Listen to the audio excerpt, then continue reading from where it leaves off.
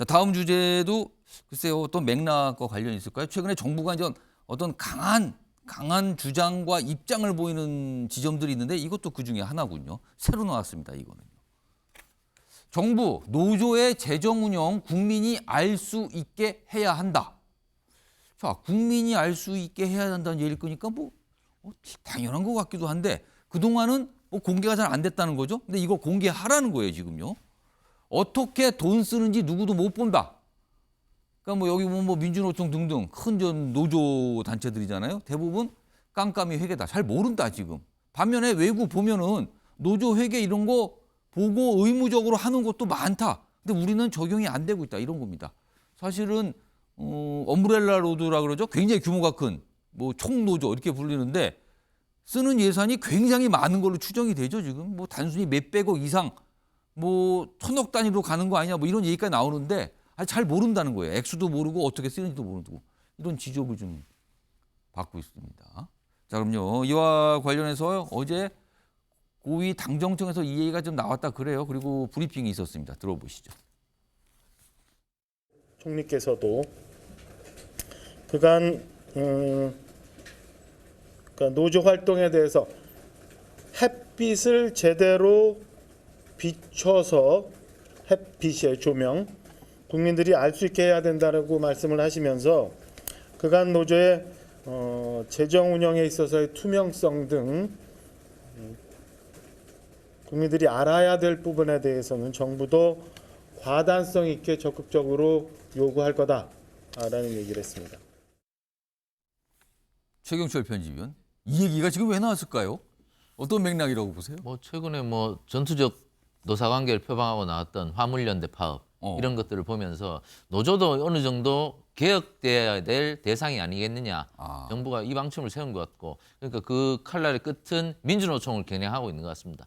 근데 민주노총도 그런데 사실 처음에 생길 때요. 당시에 한국노총이 있었습니다만 처음에 생길 때는 전국 교직원 노동조합하고 똑같이 노조도 이제 투명성을 갖춘 의용노조 아닌 진짜 노조가 되겠다는 것이 민주노총과 전국 교직원 노동조합의 출범 일성이었습니다. 제대로 된 노조, 진짜 노조. 이것이 바로 이 민주노총과 전국 교직원 노조, 전교조의 간판, 트레이드 마크였는데 그러나 세월이 가면서 과연 민주노총과 전교조가 이러한 국민들의 시선으로부터 그대로 과거와 같은 똑같은 프레임을 갖고 나오고 있는 것인지 여기에 대해서는 의심을 받고 있다는 것이죠. 그러니까 노조가 사회적 역할이 커졌지만 그러나 사회에 보여줘야 할 투명성은 부족한 것이 아니냐.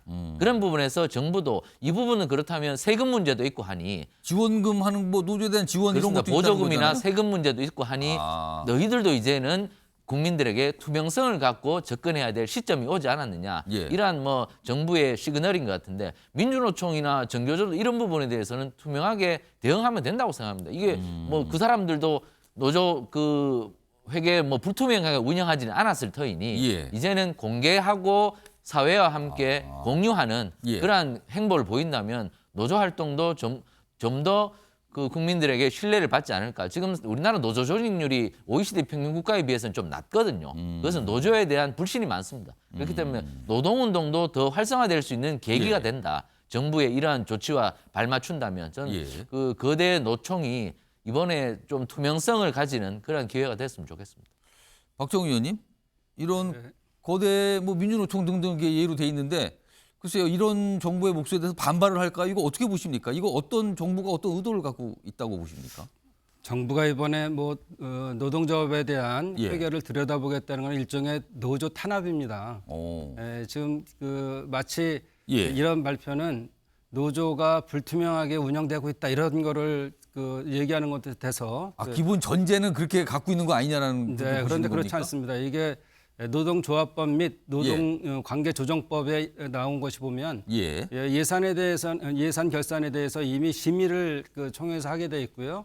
또 이거에 대한 회계를 하게 돼 있고 또 회계 감사를 하게 돼 있고 또 이 조사한 내용에 대해서는 보존하게 돼 있습니다. 그리고 노동조합원들이 열람할 수 있는 권한이 있습니다.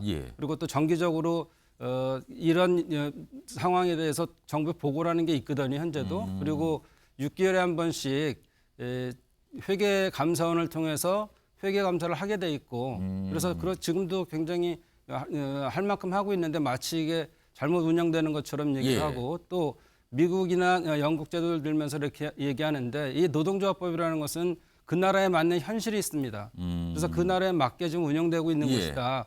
미국이나 영국이 하는 것이 반드시 선진적이지 않고 선진적이라 할 수 없고 민주적이라 할 수 없거든요. 그래서 그 지역에 그 나라에 맞게 하는 것도 지금 노동조합법에 의해서 하고 있는 거다 이렇게 말씀드릴 수 있습니다. 일단 정부가 국민이 알 수 있게 하겠다. 지금 이런 노동 문제와 관해서 지금 윤석열 대통령도 그렇고요. 정부 자체가 굉장히 뭐랄까요? 강한 뭐 표현 따라 다르지만 강경한 뭐 이런 입장을 보여주고 있거든요. 근데 이 얘기를 추가로 꺼냈거든요. 그래서 어떻게 될지 모르겠는데 일단 국민이 알 수 있게 하는 방법은 뭔지 모르겠는데 여기 잠깐 볼까요? 설명이 돼 있어요.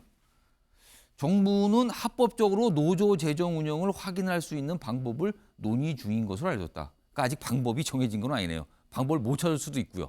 그러니까 아마 좀 생각해 보겠다. 합법적으로 들여다볼 수 있는 방법이 뭐가 있을까?